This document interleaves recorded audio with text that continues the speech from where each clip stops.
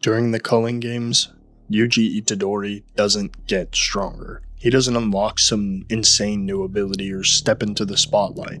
Instead, he becomes something way more dangerous.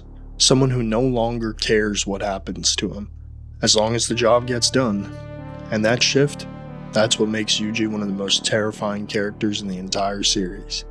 By the time the culling games start, Yuji isn't the same person we met at the beginning of the story.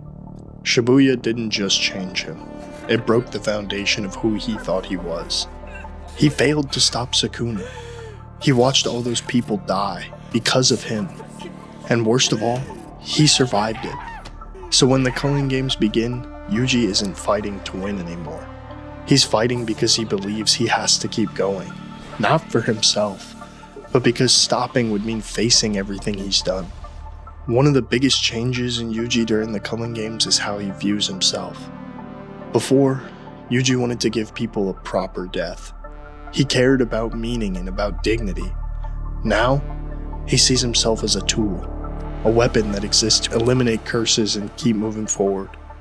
And the scariest part is he's completely okay with that. Yuji doesn't argue with his situation anymore. He doesn't question why things happen. He just accepts it, because if he stops to think, everything collapses. You could see this shift directly in how Yuji fights. Earlier in the series, his fights had hesitation. He reacted, adapted, and struggled emotionally mid-fight.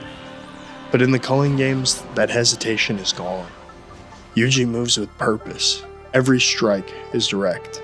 Every decision is immediate. There's no wasted motion, no second guessing, because he's no longer fighting like someone trying to survive. He's fighting like someone who already accepted the outcome.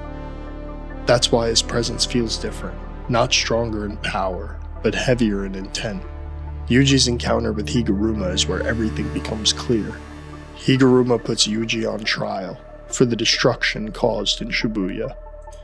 And for the first time, Yuji is forced to confront what happened in a way he can't ignore.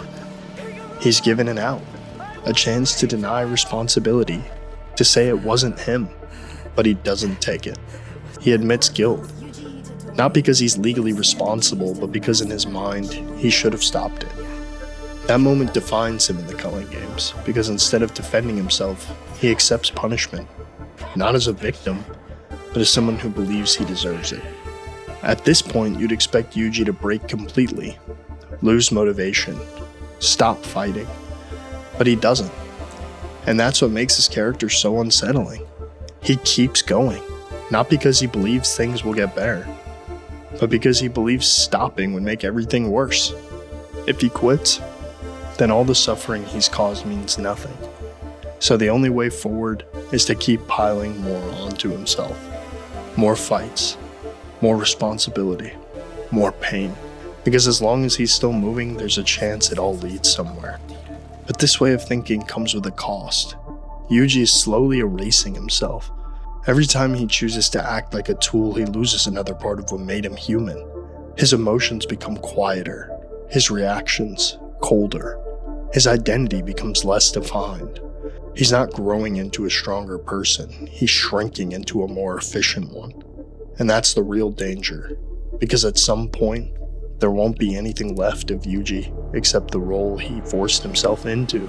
So during the culling games, Yuji doesn't evolve the way people expect. He doesn't transform into some unstoppable force. Instead, he becomes something much more tragic. A person who believes his only value comes from enduring suffering and continuing forward. And that's why Yuji stands out. Not because he's the strongest, but because he's willing to carry more than anyone else. Thank you guys so much for watching. If you enjoyed, please like, comment, and subscribe, and let me know who you want featured next in future videos. Peace.